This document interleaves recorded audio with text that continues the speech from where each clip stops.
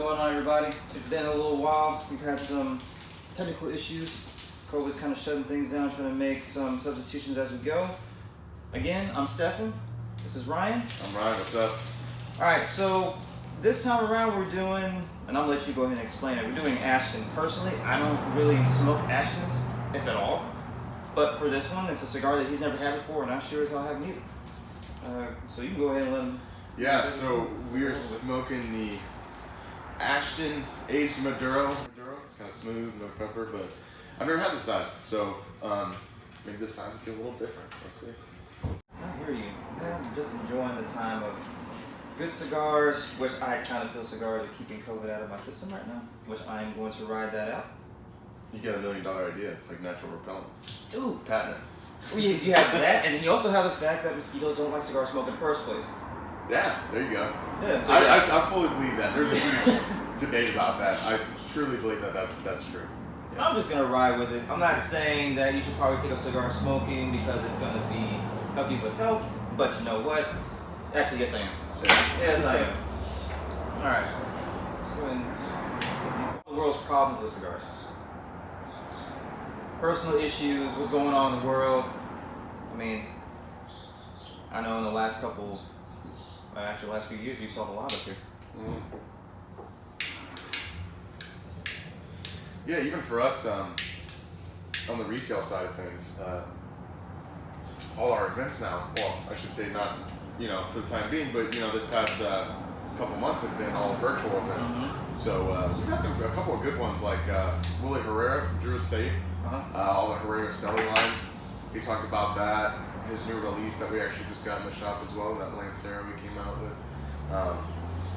I don't know, man, this kind of virtual thing, I think there's pros and cons to it. I'm a face-to-face person. I'd much rather met Willie Herrera in person just because. That's fair. I mean, that's fair. How popular he is in the industry now, but I hate to say it, man, people are saying it's the new normal. FaceTime's getting used more than ever. It's insane. Yeah. I never thought it would come to this. Yeah. But especially with you guys doing the virtual events, because those ones, I was here for the LFD one last year, and that one was really fun. But can't imagine, the fun being, the fun's kind of taken out because you can't really get around, the regulars or your friends, and the person that's either hand rolling the cigars or is a rep for them really can't travel as much. Yeah, and there's just so much more, that you get out of face-to-face conversation. But you gotta adapt with the times, and just see where it takes us. I mean, it's crazy to think that people are Zooming their families for Thanksgiving. Dude. Right?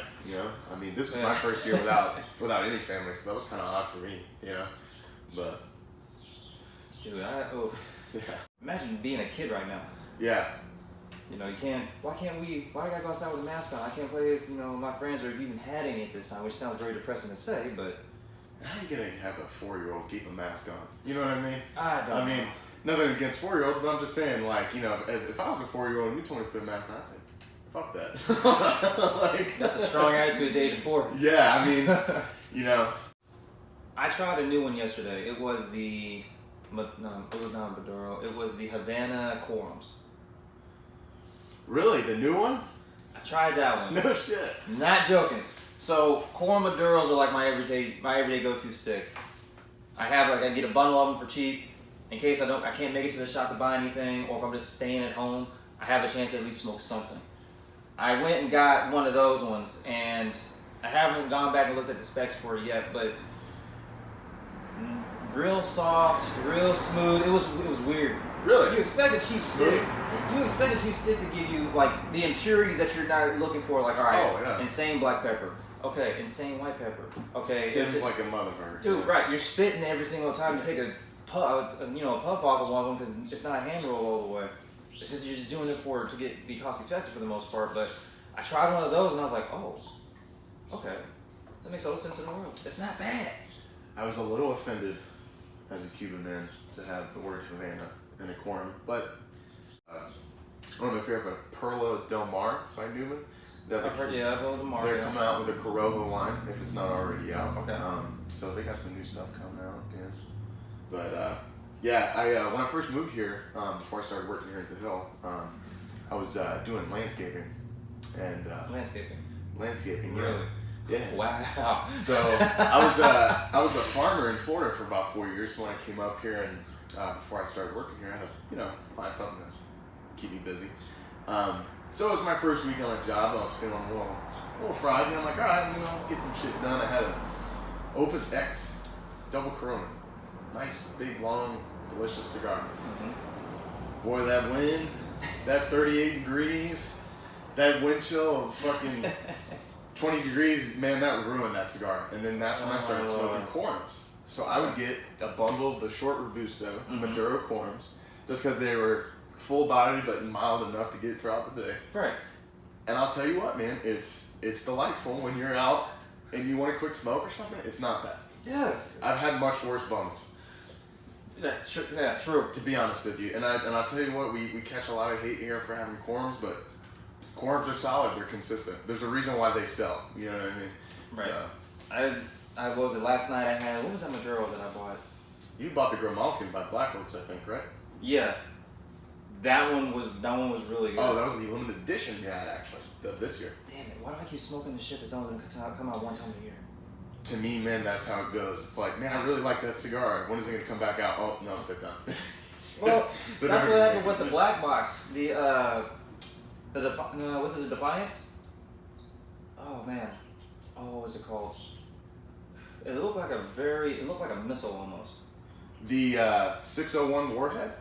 No, it was that same. Take that and make it like a double Corona. I bought it. I damn near bought a box of them last year when I was here. I cannot remember it.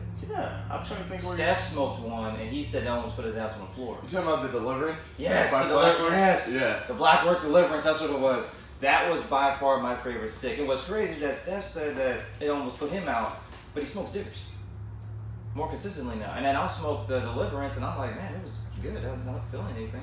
For anybody who's never heard of an LFD digger, that is by far not only one of the biggest cigars on the market, on top of that, it is also one of the strongest. If you are a mild to medium smoker, or even if you are a full body smoker, It's not for you. do it with caution. Do it with much caution. We got one guy up here. I call him the Digger King because that's all he smokes. The commissioner. Yes. That man, he can smoke diggers, and I'm serious. Google this. Google LFD digger. You will see the notes on it. You will see how ridiculously big it is. And he has turned some of the cigar smokers up here at this shop from smoking just everyday mild, medium, full guy to coming up here and smoking a digger for 3 hours or something like that. Yeah. It's insane. Yeah. Man, I got halfway, and I'm telling you, I had like a steak, and I was on a full stomach. I was ready to go. I got about halfway and tapped out. I won't smoke it. No, absolutely not. I won't do it. I will smoke LFD number 6s, number 9s, Yeah. double Ajeros, but I will not touch a digger. I know. If you're smoking those diggers or anything that's big and full body, make sure you eat. Absolutely. Yeah. And if you ever get, the head rush that you get from cigars, I've always been told, and this isn't factual, but sugar is the best cure for that. Some people have some coffee with some sugar in it, eat a cookie or something. I was taught by my grandfather, you get just a packet of sugar and you put it under your tongue and let it dissolve. And it, I don't know, like goes in your bloodstream really fast or something, but it gets that rush away really quick. Actually faster if you were to drink or eat sugar. I gotta talk, dude. I haven't met your grandfather, dude. He's old school, man. Yeah. Man, that's like going like in bars, like you're talking about remedies. Bar remedy was if you had the hiccups, you would get a lemon wedge, take a packet of sugar, put it on there, and you take a rocks glass and then put bitters in it. No shit. You shoot the bitters and you suck on the sugar on the lemon and then take away your hiccups. We would do my grandma would take a bottle of Coke and just crack it open enough to leak out the air and then let all the carbonation out. And if you drink an uncarbonated Coke, that supposedly that would get rid of your hiccup. Okay, so we just gave you guys, we just solved world's problems in less than 10 minutes. Yeah. Mm-hmm. That's awesome. We're not just about cigars, man. Oh, no, It's actually very nice, by the way. Rich. I particularly like this cigar in the morning because, to me, coffee's kind of rich. It's kind of dark. It's kind of sweet. You get that richness from the cigar, but you don't get the strength. Right. It's what, noon right now? I mean, yeah. Yeah, 12:10. That's too early for me now. I'm Maduro, man. So, Sorry. yeah. Yeah. I don't care. I've always been a mild, like I have about 3 cigars a day, and I'm ritualistic. Connecticut, first thing in the morning, medium Dominican, and then I always finish usually Nicaraguan at night. Mm-hmm. So. This is the Ultimate Cigar Book, 4th edition, that is written by Richard Carlton Hacker. The guy has traveled the world and has been in factories and fields and smelled, smoked tobacco and so many different kinds of cigars. And they actually talk about the Opus X, and there's pictures from when they actually were walking the fields and planting that seed. Yeah, here it is right here. Dominican Republic. It's on page 55, if you're going to get the book. It's a great read, though. But right down here, this is when they were actually planting those original seeds to get that wrapper.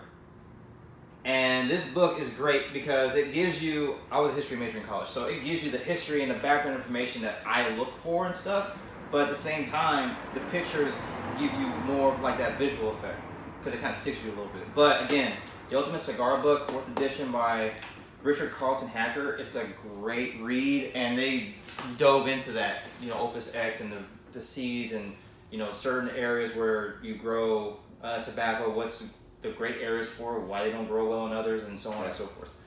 But yeah, guys, go ahead and grab yourself the Ashton Maduro 20. Yeah, this is really good. And again, don't know, I'm not sure. We'll figure out another stick, and we'll try to, as things go on, we'll give you guys an idea of what we're going to smoke the next time.